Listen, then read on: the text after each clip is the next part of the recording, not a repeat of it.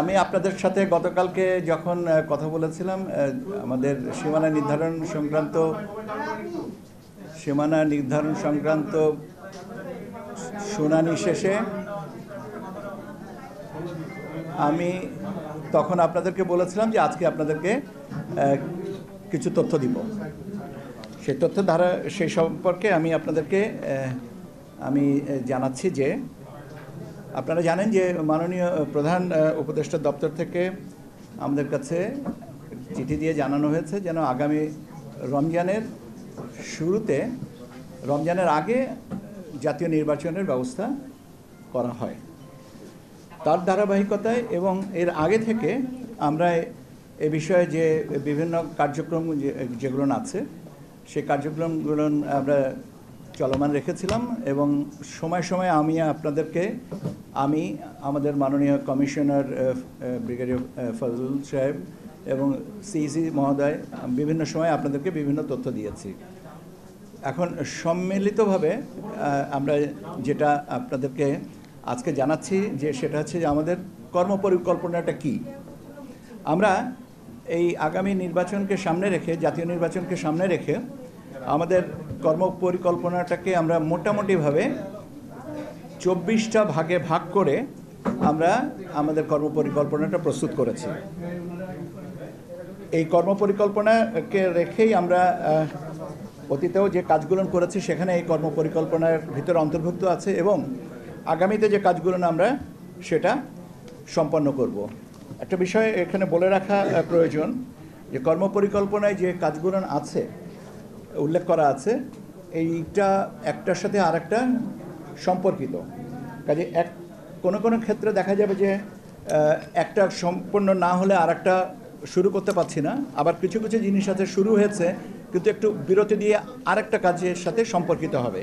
কাজে এককভাবে একটা জিনিস শেষ হয়ে গেল বা একটা অংশ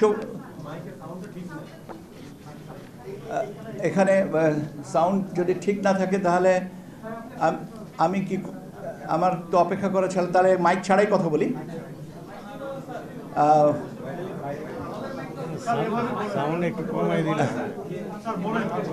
আচ্ছা, এখন এই মুহূর্তে আমার মনে হয় না যে আর বাড়তি কোনো ব্যবস্থা করার সুযোগ আছে।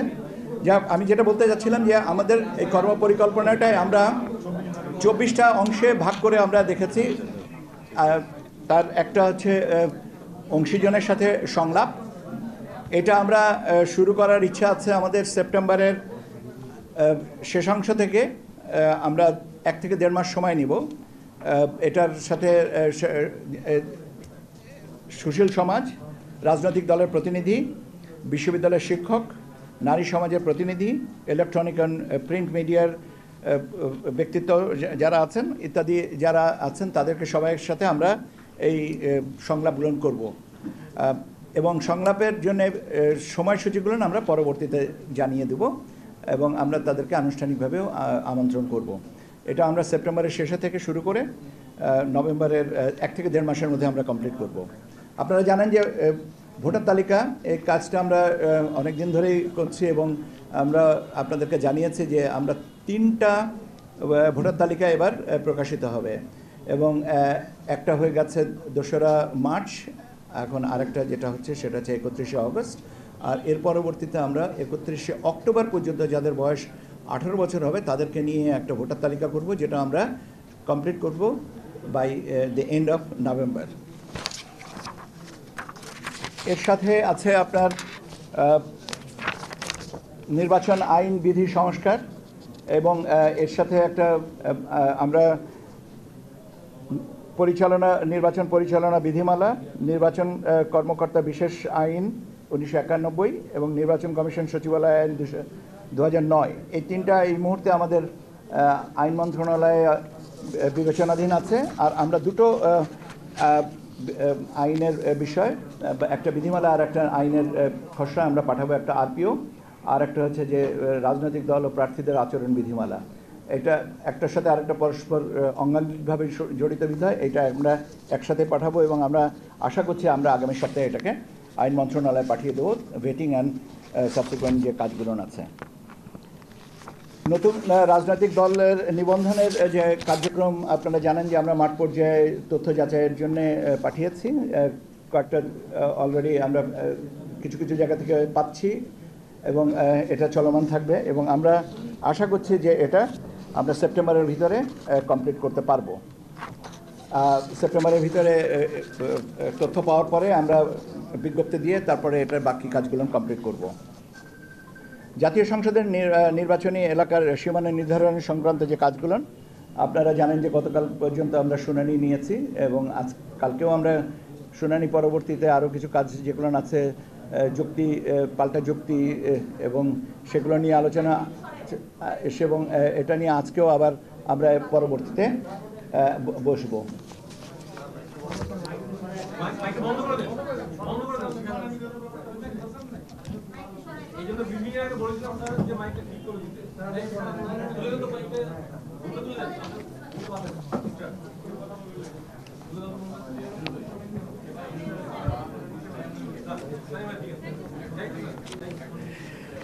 আমি সীমানা নিয়ে বলছিলাম যে গতকালকে পর্যন্ত আপনারা জানেন যে আমরা সীমানা নিয়ে যে শুনানি ছিল সে শুনানিটা কমপ্লিট করেছি।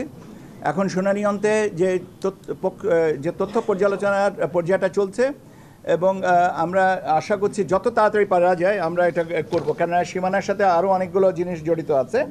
তবে আমাদের মোটামুটিভাবে ধারণা যে আগামী 15ই সেপ্টেম্বরের ভিতরে এইগুলোকে চূড়ান্ত করতে পারবো এবং আপনার জিআইএসএ ম্যাপ এই জাতীয় যে কাজগুলো আছে সেগুলো আমরা 30শে সেপ্টেম্বরের ভিতর কমপ্লিট করব। পর্যবেক্ষক এবং সাংবাদিক নীতিমালা নিয়ে আপনারা অলরেডি জানেন যে আমরা এটা প্রকাশ করেছি এবং কার্ডের নমুনা ইত্যাদি ইত্যাদি যে কাজ বিষয়গুলো আছে এটা আমরা over the period of time এটা কমপ্লিট করব। এর সাথে আপনাদের সাথেও একটা আলোচনার বিষয় আছে, সেটাও আমরা এর মধ্যে করব। এটাও আমরা সেপ্টেম্বরের ভিতরে চেষ্টা করব কমপ্লিট করতে। জি, আমি সেপ্টেম্বরের মধ্যে করতে। আচ্ছা, আমি আপনাদেরকে এই কাগজটা আমাদের যেটা আমি আপনাদেরকে একটা কপি দিয়ে যাব যাতে স্পষ্ট করে, কেন এটাতে অনেকগুলো ফ্যাক্টর তো একসাথে তো সব মুখস্থ করে বলাও মুশকিল এবং এটা ধারাবাহিকভাবে কাজে আমার মনে হয় যে আমি একটা না কয়েকটা কপি দেবো যাতে আপনাদের এই জন্য বুঝে নিতে বা আপনাদের পরবর্তীতে রিপোর্টিং করতে সুবিধা হয়।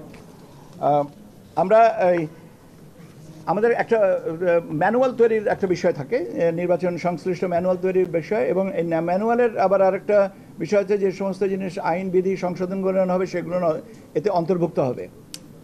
তো যেহেতু আমাদের 30শে সেপ্টেম্বরের ভিতরে আমরা আশা করছি যে বিধিবিধানগুলোকে আমরা সংশোধন পারবো, এটা করার যত তাড়াতাড়ি সম্ভব এটাকে আমরা করতে পারবো এবং এটাকে দরকার পড়বে আমাদের মাঠ পর্যায়ের প্রশিক্ষণের সাথে। কাজে আমরা আনুষ্ঠানিকভাবে আমরা অনুমিত হচ্ছে যে 31শে অক্টোবরের ভিতরে আমরা এই পুরো কম্পাইলেশনটা করে আমরা অন্ততকে ম্যানুয়ালগুলো তৈরি করে নিতে পারি যাতে আমাদের কাজগুলো সুবিধা হয়। এর সাথে আমাদের আছে কিছু নির্দেশিকা, কিছু পরিচয়পত্র যেটা নির্বাচন কর্মকর্তাদের সাথে সম্পর্কিত এবং প্রশিক্ষণ যে সমস্ত আছে টিওটি কাসকেডিং মডেলে এই জিনিসগুলো আমরা 31শে অক্টোবরের ভিতরে সম্পন্ন করব। ব্যালট বক্স যেগুলো আছে আমাদের কিছু ব্যালট বক্স এবং তার ব্যবহারের উপযোগিতা কী পর্যায়ে আছে এগুলো অলরেডি আমরা যাচাই বাছাইয়ের জন্য আমরা মাঠ পর্যায়ে অনুরোধ করেছি এবং আমরা আশা করছি যে 30শে নভেম্বরের ভিতরে আমরা এই জিনিসটাকে কমপ্লিট করে বুঝতে পারবো যে আমাদের স্টক সাফিসিয়েন্ট আছে কিনা। আমাদের প্রাথমিক ধারণা যে আমাদের যে ব্যালট বক্স যতগুলো লাগবে আমাদের কাছে সেগুলো মজুদ আছে। বাজেটের একটা বিষয় আছে, বাজেটটা এখনও আমরা কমপ্লিট করি নাই, কারণ বাজেটের একটা বড় অংশ আছে আপনার নিরাপত্তার সাথে সম্পর্কিত, নিরাপত্তা ব্যবস্থার সাথে যারা আমাদের সহযোগী হবেন যেমন পুলিশ, আনসার এবং অন্যান্য যে প্রতিরক্ষা বাহিনীর যারা আছেন তাদের বাজেটগুলো নিয়ে কম্পাইল করতে হবে। কাজে এটা আমি ঢালাওভাবে এইভাবে বলতে পারবো না যে এটা কিছু হচ্ছে কত নাগাদ করা হচ্ছে, তবে স্বাভাবিকভাবে budget is a very important aspect, যত তাড়াতাড়ি সম্ভব আমরা সেটা করব। এখানে আমাদের একটা টাইমলাইন আছে, কিন্তু সেটার থেকে বড় কথা হচ্ছে যে এই টাইমলাইনের আগেই কাজগুলো গোছানোর চেষ্টাটা আমাদের আছে। ভোট কেন্দ্র স্থাপন সংক্রান্ত যে বিষয়গুলো আছে আমরা ভোট কেন্দ্রের যে মোটামুটিভাবে আমাদের প্রাথমিকভাবে নীতিমালায় বলা ছিল যে প্রতি বুথে গড়ে 3000 প্রত্যেক কেন্দ্র এবং প্রত্যেক বুথে 500 এবং পুরুষ এবং 400 মহিলা, এই হিসাবে আমরা এটাকে আবার রিঅ্যাসেস করে দেখেছি যে 3000 ঠিক আছে, এই সংখ্যাটা ঠিক আছে প্রতি কেন্দ্রের জন্য, কিন্তু আপনার প্রতি বুথে 600 পুরুষ এবং 500 মহিলা, এই হিসাবে আমরা বুথের সংখ্যাটা পুনর্নির্ধারণের কথা চিন্তা করছি এবং সেই অনুযায়ী আমরা আশা করছি যে এই ভোট কেন্দ্রের নির্ধারণের সংখ্যাটা ঠিক হয়ে যাবে এবং এটা অন্ততপক্ষে ভোট গ্রহণের 25 থেকে 30 দিন আগে আমরা তালিকাটা প্রকাশ করে দেব। জনবল এবং প্রশাসনিক ব্যবস্থা, আপনারা জানেন যে আমরা বেশ কিছুদিন আগে, আমি জানি না আমাকে কে এক ভদ্রলোক জিজ্ঞেস করেছিলেন যে এই বদলি করা হচ্ছে এগুলো নির্বাচনের প্রস্তুতি হিসেবে কিনা। আমি বলেছিলাম যে সবটাই আমাদের নির্বাচনী প্রস্তুতির অংশ। কেন বদলি একটা চলমান প্রক্রিয়া, এটাকে নির্দিষ্টভাবে নির্বাচন বা নির্বাচন কেন্দ্রিক না এটা বলার সুযোগ নেই। আমাদের কাজটাই তো নির্বাচন কেন্দ্রিক, তার কাজে যে কোনো প্রশাসনিক ব্যবস্থাটাই নির্বাচন কেন্দ্রিক হয়ে থাকে।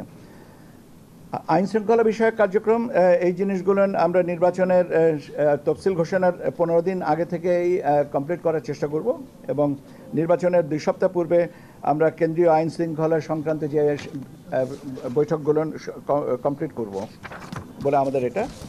এখানে এবার একটা যেটা নতুন সংযোজন, সেটা হচ্ছে যে আইটি সাপোর্টেড পোস্টাল ব্যালট, আপনার আউট অফ কান্ট্রি ভোটিং এবং in country postal ballot voting, যারা দেশের অভ্যন্তরে আছেন এবং যারা দেশের বাইরে আছেন, বাংলাদেশি যারা ভোট দিতে চাচ্ছেন, সেরকম আমাদের একটা ব্যবস্থা এটা করা। এবং আমরা এই জিনিসটা একটা প্রজেক্ট এবং পরিকল্পনা কমিশনে আমাদের সহকর্মীদের প্রতি আন্তরিকভাবে কৃতজ্ঞতা যে তারা খুব অল্প সময়ে এই প্রজেক্টটাকে আমাদের ক্লিয়ার করে দিয়েছেন এবং আমরা প্রজেক্টের কাজ গতকালকেও আমরা এটার একটা ব্রিফিং শুনেছি এবং আমরা মনে হয় যে গতিতে আমরা আগাচ্ছি তাতে আমাদের যে লক্ষ্যমাত্রা ছিল যত তারিখে, তার আগে আমরা বোধহয় প্রজেক্টটাকে পাইলট রানে নিয়ে আসতে পারবো। মোট কথা হচ্ছে যে মোটা দাগে যেটা বলা যেতে পারে যে এবার প্রবাসীরা বাংলাদেশে যে বিদেশে আছেন, অবস্থান করছেন, তারা ভোট দেওয়ার সুযোগ পাবেন এবং সেই ব্যবস্থাটাই আমরা করছি। এটা পরে এই ওসিবি এবং ইন কান্ট্রি পোস্টাল ব্যালট সিস্টেমের উপরে আমরা নিয়মিতভাবে আপনাদেরকে আলাদাভাবে ব্রিফিং করব, কারণ এই জিনিসটা নতুনভাবে আমরা চেষ্টা করছি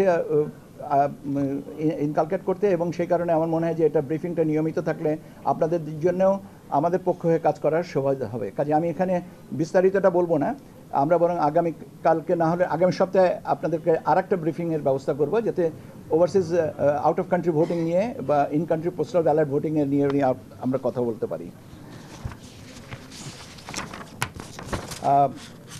এর সাথে আর যে বিষয়গুলো আছে সেগুলো মোটামুটিভাবে আপনারা আমার থেকে বেশি পরিচিত। ভোটে কিভাবে আমরা রেজাল্ট মনিটরিংটা, রেজাল্ট ম্যানেজমেন্টটা কীভাবে হবে, প্রচারটা কীভাবে হবে, আমরা এখানে কোথায় কি ব্যবস্থাটা রাখবো, আপনাদের কিভাবে আপনাদের কতক্ষণ পরপর আমরা ব্রিফিং করব, এই জিনিসগুলো আছে আমাদের এখানে এই কর্মপরিকল্পনায়। কাজে এটা আমার মনে হয় না যে এটা নতুন কোনো কিছু না, এটা আমরা মোটামুটিভাবে এইভাবেই আমরা জিনিসগুলোকে এগিয়ে নিয়ে যেতে চাইব এবং চেষ্টা করব। এর সাথে আরও কিছু আছে, যেমন কিছু আছে, যেমন আপনার কিছু আপনার এয়ার শর্ট লাগবে, দ্যাট ইজ হেলিকপ্টার সার্ভিস লাগবে, বিশেষ করে পার্বত্য অঞ্চলগুলোনে ভোট কেন্দ্রে মালামাল পৌঁছানো এবং ভোটের ফলাফলগুলো নিয়ে আসার জন্য। সে ব্যবস্থাগুলো আমরা তফসিল ঘোষণার 8-10 দিন বা 15 দিন আগেই, আমরা 10 দিন বলেই, কিন্তু আমরা তারও আগে আমরা যদি পারি আমরা নিয়মিতভাবে তাদের সাথে যোগাযোগ করে বিমান বাহিনী বা সেনাবাহিনী এবং অন্যান্য যে প্রতিরক্ষা বাহিনী যারা আছেন, যাদের এই ব্যবস্থাটা আছে, তাদের সাথে আমরা আলোচনা করব। এই হচ্ছে মোটা দাগে আপনাদের সাথে আমার তথ্য প্রদান বা যেটা বলতে চেয়েছিলাম। আপনারা প্রায়ই আমার কাছে জিজ্ঞাসা করেন যে আমাদের কর্মপরিকল্পনাটা আমরা কবে দিব। তো এই কর্মপরিকল্পনাটা তো বাট এই কর্মপরিকল্পনায় বলে দিলাম আর সব কিছু হয়ে গেল তা তো না, এটা চলমান থাকবে। এর সাথে সংযোজন বিয়োজন হবে, বিয়োজন হবে না, কেননা নতুন পরিস্থিতিতে নতুন নতুন কাজ আসে এবং কাজগুলো এর সাথে আমরা সম্পূরক কাজ হিসেবে এরকে ব্যাখ্যা করে নেব। এই হচ্ছে আপনাদের সাথে আমার কথা। আমার মনে হয় যে অনেকগুলো প্রশ্ন আছে, কিন্তু আমার সবচেয়ে সবিনয়ে অনুরোধ থাকবে যে আমি আপনাদের কাছে কপিটা দিয়ে যাব, যাতে এই কপিতে আপনারা আপনাদের প্রশ্নের উত্তরগুলোও পাবেন। এরপরে যদি আমার লাগে আমি আপনাদের সাথে আবারও কথা বলার সুযোগ দেবো। তফসিল সম্পর্কে যেটা আছে সেটা বলা হচ্ছে যে আমরা চেষ্টা করছি যে ভোট গ্রহণের তারিখের 60 দিন আগে আমরা তফসিল ঘোষণা করব। এখন 60 দিন এইটা আমি বলতে পারি, কিন্তু ভোট গ্রহণের তারিখটা তো আমি জানি না। সম্ভাব্য এটাই বলে দিলাম। তো আমাদেরকে মাননীয় প্রধান উপদেষ্টার দপ্তর থেকে বলা হয়েছে যে আগামী রমজানের আগে ভোটের ব্যবস্থা করতে। এখন আগামী রমজান আমার যদি ভুল না হয়ে থাকে তাহলে 17 বা 18 ফেব্রুয়ারি বা 19 তারিখে এরকম দিকে হবে। কাজে আপনি ওইভাবে আপনি হিসাব করে নিতে পারেন। আমাদেরও হিসাবটা 17 কি 18, আবার রমজানের সাথে তো চাঁদ দেখার ব্যাপার আছে। কাজে এই মুহূর্তে তো কত তারিখে চাঁদ দেখবে এটা তো বলতে পারছি না। একটু সম্ভাব্য কেন, আমি পুরোটাই বলেছি, সম্ভাব্য তো আর কিছু নেই। আপনি আপনার হিসাবটা আপনার কাছে, আমার হিসাব যেটা আমার থেকে বলার দরকার সুযোগ আছে আমি সেটা বলে দিচ্ছি। জনগণকে বোঝানোর জন্যই বলেছি।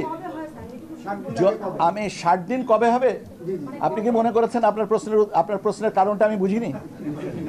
আপনাদেরকে ধন্যবাদ। আচ্ছা বলেন।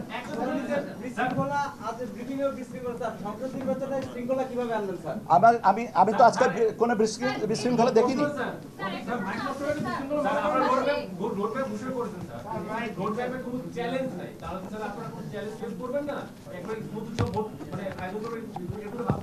প্রতিটা জিনিসই চ্যালেঞ্জের। আমি কি জানি আগামী 1 ঘন্টা পরে আমার জীবনে কি দুর্ঘটনা ঘটবে না? সে প্রত্যেকটা জিনিসই চ্যালেঞ্জের, এবং প্রত্যেকটা জিনিসকে মোকাবেলা করার জন্য মানসিক প্রস্তুতি থাকতে হবে। এটাই হচ্ছে দৃঢ়তা, এবং এইটাই আমরা চাই। আপনাদের দিক থেকে ওই সহযোগিতাটাই চাই। আপনারা যদি অনুমান করেন যে আগামীতে এই সমস্যাটা আছে, আপনারা আমাদেরকে বলেন, আমরা সে ব্যবস্থা নিব। কিন্তু আমি না জেনে বাতাসের সাথে তলোয়ার চালানো যায় না। পরিস্থিতি আসবে, পরিস্থিতি মোকাবেলা করতে হবে, ওটাই চ্যালেঞ্জ। এবং ওইটার জন্য মানসিকভাবে যে দৃঢ়তা থাকার দরকার, আল্লাহর মেহেরবানিতে আমাদের সবারই সেই দৃঢ়তা আছে, আপনাদেরও আছে, আমাদেরও আছে। স্যার, এক্সিস্টিং পলিটিক্যাল যে সিচুয়েশন এবং ল এনফোর্সমেন্ট যে সিচুয়েশন, এই সিচুয়েশনে কি আপনি মনে করেন যে সুষ্ঠু ভোটের পরিবেশ আছে? কেন থাকবে না? Existing law and order situation এটা স্বরাষ্ট্র মন্ত্রণালয়ের বিষয়। আমাদের বিষয়টা হচ্ছে যে নির্বাচন সংক্রান্ত কার্যক্রমগুলো এগিয়ে নিয়ে যাওয়া। আপনি আমাকে নির্বাচন সম্পর্কিত যে কার্যক্রম বলেন, আইন শৃঙ্খলা পরিস্থিতির ব্যাপারে আপনি স্বরাষ্ট্র মন্ত্রণালয়ের স্বরাষ্ট্র সচিব বা ওনাদেরকে জিজ্ঞেস করেন। আমি ওইটার রেফারেন্সে এটাকে মানে কোরিলেট করা তো বোধহয় বুদ্ধিমানের কাজ হয় না।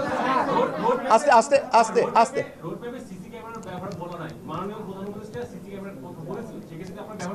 সিসি ক্যামেরার বিষয়টা বডি ক্যামেরার বিষয়টা স্বরাষ্ট্র মন্ত্রণালয়ের ব্যাপার। এটা আইন শৃঙ্খলা পরিস্থিতির সাথে, এটা আমাদের চাহিদা না, এটা স্বরাষ্ট্র মন্ত্রণালয়ের থেকে আলোচনা হচ্ছে।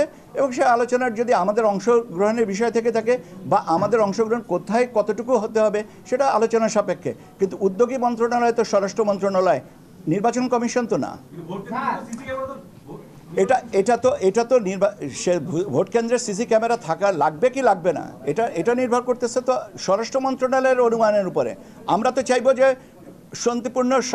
সুষ্ঠু শান্তিপূর্ণভাবে ভোট গ্রহণ হোক, এবং ভোট মানুষ দিতে আসবেন স্বতঃস্ফূর্তভাবে আনন্দমুখর পরিস্থিতিতে। আমরা তার জন্যে অংশীজন হিসেবে যে স্বরাষ্ট্র মন্ত্রণালয় মনে করে যেটা করতে হবে অবশ্যই তারা করবে, এবং সেখানে আমাদের যা সহযোগিতা লাগবে আমরা করব। আজকে কি ঘটনা ঘটেছে? জি, এটা হচ্ছে যে আমাদের কর্মপরিকল্পনা রাজনৈতিক দলগুলো যখন অংশীজনদের সাথে আমরা আলোচনা হবে তখন তাদের যদি কোনো মতামত থাকে আমাদের নিশ্চয়ই বলবেন। এবং আমি তো বলেছি যে এটার সাথে সংযোজন হতে পারে, বিয়োজন হওয়ার কোনো সুযোগ নেই। আমি এটা আপনাকে ভালো করেছি। একটা ব্যাপার একটু জানতে চাই, আপনারা শুরু থেকে বারবারই বলেন যে আইন শৃঙ্খলার পরিস্থিতি নিয়ে যখনই কথা ওঠে তখনই বলেন যে এটা তো ওর দায়িত্ব, তার দায়িত্ব। দিন শেষে তো সবই তো স্যার নির্বাচনের আওতাধীন। তো সেই ক্ষেত্রে আপনাদের ওই ভাবনাটা কি স্যার? আমাদের ভাবনা তো, আচ্ছা আমি ওনার প্রশ্নের উত্তরটা দিয়ে নেই। আমাদের ভাবনাটা তো আমি বলছি যে আমি স্বরাষ্ট্র মন্ত্রণালয়ের সাথে যে আলোচনার বিষয় যখন আসি, আমরা কি বলেছি আমরা আলোচনা করব না? এটা তো পারস্পরিক একটা সমঝোতার ব্যাপার, এবং ইট ইজ এ কোলাবোরেশন। এই কোলাবোরেশনটা যখন যেখানে যতটুকু প্রয়োজন হবে নিশ্চয়ই আমরা করব। এখন আপনি যদি বলেন যে আগামীকাল 3টার সময় এই কোলাবোরেশন করতে হবে, এখানে আমার আপত্তি আছে। এখানে আমি আগামীকাল 3টার সময় এটা নাও লাগতে পারে, আগামীকাল সকালবেলা যে দুর্ঘটনা কোনো ঘটবে না এবং সেই জন্য আমার প্রস্তুতি থাকবে না তাও না, প্রস্তুতির যেটা লাগবে সেটা পরিস্থিতি অনুযায়ী আমাদের আগাতে হবে। এটা এক পূর্ব সিদ্ধান্ত এটা আমার জানা, ভবিষ্যৎ দ্রষ্টা আমরা নই, আমরা ভবিষ্যতে যেটা আসবে সেটাকে সামাল দেওয়ার জন্য যাবতীয় যা করার আমরা সময় মতন করবো। আপনি সাম্প্রতিক প্রেক্ষাপটে বর্তমানে যে পরিস্থিতি আছে যেখানে অপপ্রচার, নির্বাচন টিভির অপপ্রচার এবং এআই এর একটা চ্যালেঞ্জ আছে, সেই ব্যাপারে আপনাদের পরিকল্পনা কি ভেবেছেন? এআই ইজ এটা আমাদের মনে হয় যে this is a very interesting এবং এটা একটা চ্যালেঞ্জ, আমি নিজেও স্বীকার করছি, এটা স্বীকার করি, এটা স্বাভাবিকভাবে এটা challenge. AI, miss information, disinformation, fake information, এগুলো অনেক তাত্ত্বিকভাবে যে আমরা ট্যাগিং করি না কেন, এটা একটা চ্যালেঞ্জ। আমরা এটা নিয়ে কাজ করছি, আমরা এটা নিয়ে আমাদের যে ভিতরে আমাদের সংশ্লিষ্ট যে সংস্থাগুলো আছে তাদের সহযোগিতা নিয়ে আমরা এটাকে অ্যাড্রেস করব। একটা জিনিস বলা ভালো যে আমরা কি আমাদের সব কিছুই সামাল দিতে পারবো, চেষ্টা করব যাতে সব কিছুটাই সামাল দেওয়া যায়, কিন্তু এই সামাল দেওয়ার ক্ষেত্রে কিন্তু আপনাদেরও একটা যথেষ্ট বড় ভূমিকা আছে, কাজে আপনারা আমাদেরকে সহযোগিতা করেন, নিশ্চয়ই আমরা আমাদের অভিষ্ট লক্ষ্যে যেতে পৌঁছাতে পারবো।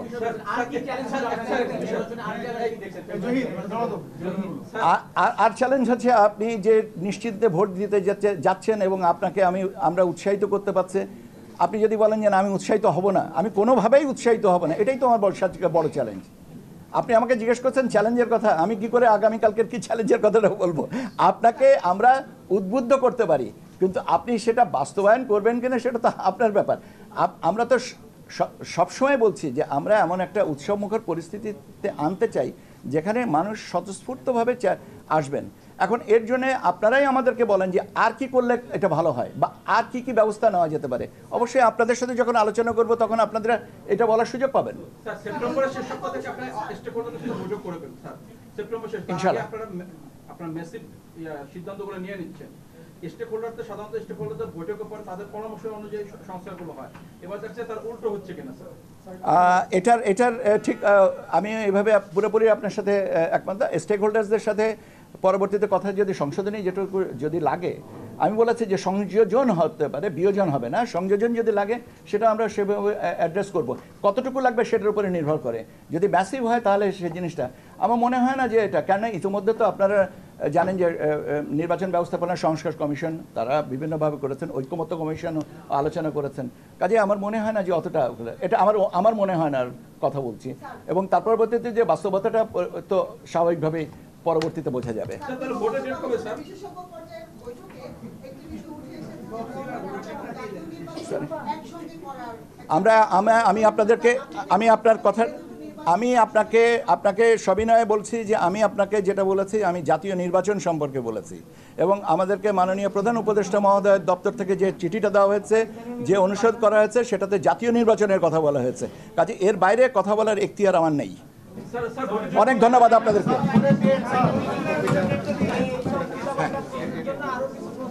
হার্ড কপিটা থাকলো এখানে আপনাদের জন্য।